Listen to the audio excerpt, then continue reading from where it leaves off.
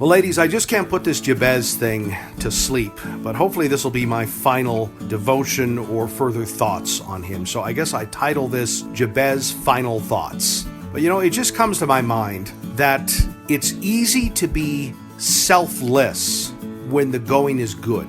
It's easy to give to the people around you, relatively speaking, when you have a reservoir of acceptance by your family and the people around you to draw on.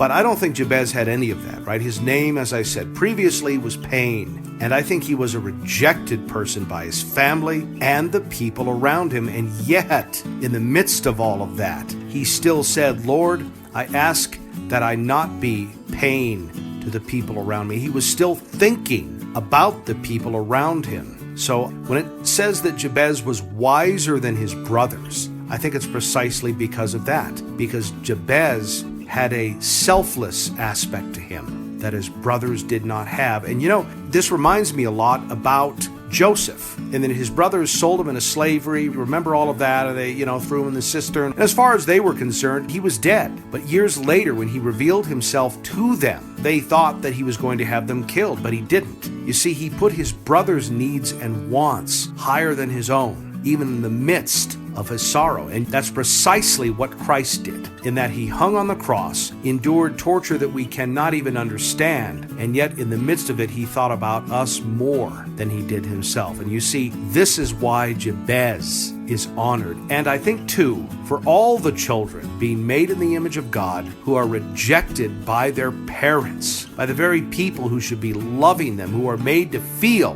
less than adequate, and whose life force given to them by Christ is being assaulted and snuffed out. There is hope for these people precisely because of Jabez. Consider that, ladies, and God bless you both.